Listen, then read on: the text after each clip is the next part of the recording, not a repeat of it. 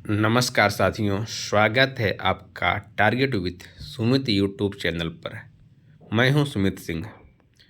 आज का टॉपिक है विश्व की जनजातियां। जो संपूर्ण विश्व की जनजातियां कौन कहां निवास करती है, इससे प्रश्न पूछे जाते हैं, जोड़ी मिलाने के लिए आ जाता है ना। आपके वनडे एग्जाम में यहाँ से एक प्रश्न जरूर पूछेगा, ठीक है। चलिए स्टार्ट करते हैं पहले प्रश्न से। और यदि अभी तक आपने चैनल को सब्सक्राइब नहीं किया है तो चैनल को सब्सक्राइब कर लीजिए और अपने दोस्तों के साथ शेयर कर दीजिए। पहला प्रश्न है, एनु जनजाति कहाँ पाई जाती है? तो जो एनु नाम की जनजाति है यह जापान में पाई जाती है। कहाँ पाई जाती है?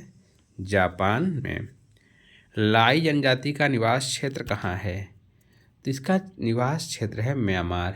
देखिए, जनजातियों को आप बार बार पढ़कर ही याद कर सकते हैं और इसका कोई ट्रिक नहीं है, ठीक ना। कुल मिलाकर आपको बार बार पढ़ना ही पड़ेगा। किसी चीज़ को याद रखना है तो बार बार रिवीजन करिए। ब्रिटेन ब्रिटेन ब्रिटेन नामक पर्वतीय जनजाति कहाँ पाई जाती है? तो यह पाई जाती है फ्रांस में। माओरी जनजाति, ध्यान दीजिएगा, माओरी जनजाति बहुत महत्वपूर्ण है ये। माओरी जनजाति न्यूजीलैंड में। यहाँ पर जितनी भी जनजातियाँ हमने लिया है सभी बहुत ही महत्वपूर्ण है। कोई भी कम नहीं, किसी को छोड़ नहीं सकते, ठीक ना। सेमांग मलेशिया में। सेमांग कहाँ पाई जाती है? मलेशिया में। पर्वतीय क्षेत्रों में निवास करने वाली एटा जनजाति कहाँ पाई जाती है?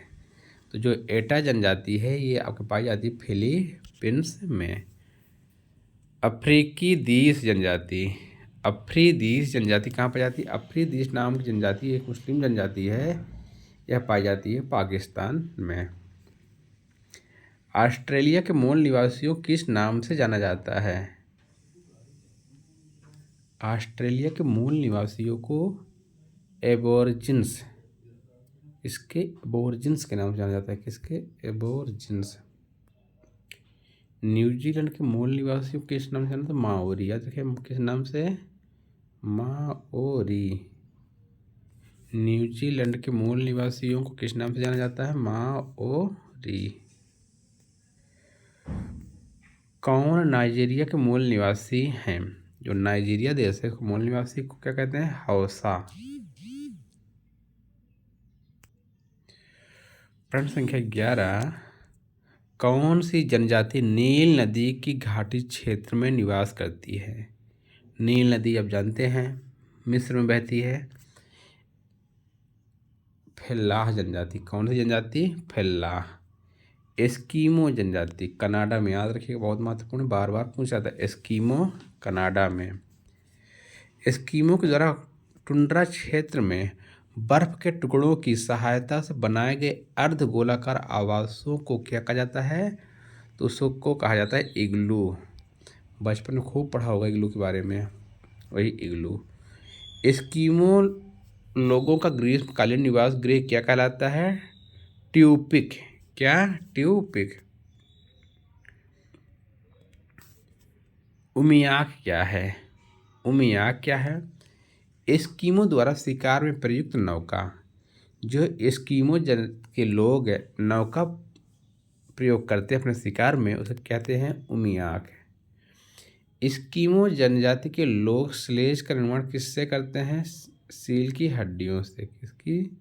सील की हड्डियों से। शिकार के लिए हार्पून का प्रयोग कौन सी जनजाति करती है? तो हार्पून का प्रयोग करती है एस्कीमो जनजाति। कहाँ की है? कनाडा की है। एस्कीमो लोगों का मुख्य व्यवसाय क्या है? आखेट और मत्स्य पालन। कयाक क्या है? अभी फिर से वही आया ना, कयाक। एस्कीमो द्वारा आवागमन में प्रयुक्त प्रमुख स्थान के रूप में नौका, ठीक। कयाक क्या होता है? इनके शिकार में जो भी नौका प्रयोग की जाती है उसके कयाक कहते हैं। कौन सी जनजाति वृक्षों पर निवास करती है? वृक्ष, पिग्मी जनजाति। और यह पाई कहाँ जाती है?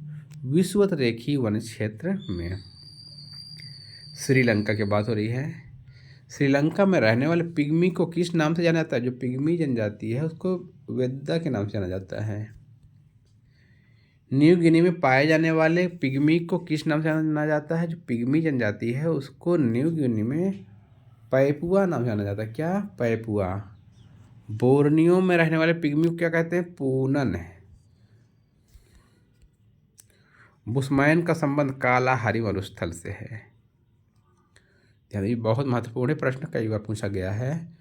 बुशमैन जनजाति तो कहाँ क्षेत्र है? कालाहारी मरुस्थल। और ये लोग सर्वभक्षी के श्रेणी में आते हैं। किसमें? सर्वभक्षी के श्रेणी में आते हैं। कौन? बुशमैन लोग। विश्व के किस मरुस्थल में बुशमैन नामक जलवासी जनजाति के लोग रहते हैं? ये लोग चलते रहते, अपना मौसम के अनुसार अपना जगह बदलते रहते हैं। तो ये कौन है? कालाहारी मरुस्थल में बुशमैन। कौन सी जनजाति पूर्णतः शाकाहारी है? एक अधिकांशतः जो जनजातियां होती हैं मांसाहारी होती हैं, क्योंकि वो जंगलों में होते रहते हैं तो शिकार करते हैं, उसी को खाते हैं। लेकिन सेमांग जो जनजाति पूर्णतः शाकाहारी जनजाति है। खिरगीज एक घुमक्कड़ी जनजाति है या मध्य एशिया? खिरगीज एक घुमक्कड़ी जनजाति है, यह मध्य एशिया में रहती है। किस जनजाति का संबंध भूमध्य रेखीय प्रदेश से नहीं है? ये खिरगीज है, क्योंकि ये मध्य एशिया में है। मध्य एशिया के स्टेपी क्षेत्र में खिरगीज, कालमुख तथा कजाक लोगों द्वारा बनाए गए पशुओं की खालों के अस्थायी तंबू को क्या कहते हैं? युर्त। लैप्स कहाँ पाए जाते हैं? स्कैंडिनेवियन क्षेत्र में। जुलू लोग दक्षिण अफ्रीका में रहते हैं। कौन सी जनजाति पशु चारण? मसाई जनजाति। ये बहुत महत्वपूर्ण है। मसाई जनजाति अपने भारत में भी है। मसाई जनजाति यह पशु चारण का कार्य करती है। लाई क्या है? म्यांमार की चिन पहाड़ियों पर रहने वाली एक जनजाति है। लाई भी एक जनजाति है जो म्यांमार के चिन पहाड़ियों में रहने वाली है।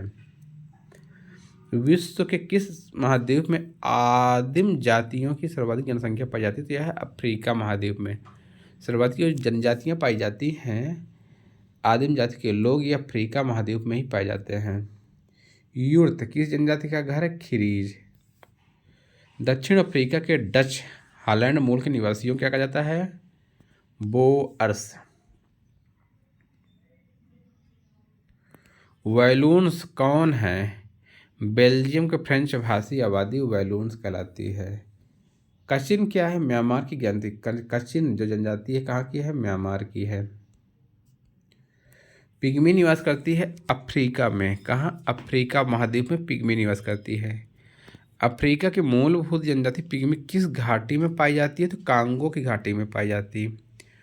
कौन सी जनजाति नील नदी घाटी में निवास करती है? तो यह फल्लाह है, जो नील नदी घाटी कालाहारी मरुस्थल के पास में है। सब किस जनजाति के लोग दूध को ताज़ा न पीकर उसे खट्टा करके पीते हैं? खिरगीज। ये लोग दूध को खट्टा करके पीते हैं। पिग्मी कहाँ के आदिम शिकारियों भोजन एकत्रित करने वाले लोग हैं? पिग्मी तो अफ्रीका महाद्वीप के हैं, याद रख लीजिए किसी भी तरह से। मसाई किस आदिम जनजाति है? तंजानिया की। विश्व के किस महाद्वीप में आदिम जातियों की सर्वाधिक जनसंख्या पाई जाती है? तो यह है अफ्रीका महाद्वीप में। तो साथियों, ये है आपके 47 बहुत ही महत्वपूर्ण प्रश्न जो आपकी परीक्षा के लिए बहुत ही महत्वपूर्ण हैं। यदि आपने वीडियो पूरा देख लिया है, यदि वीडियो अच्छी लगी है तो आप चैनल को लाइक कर दीजिए वीडियो को, और चैनल को सब्सक्राइब कर लीजिए, दोस्तों के साथ शेयर कीजिए। तब तक के लिए धन्यवाद। जय हिंद, जय भारत।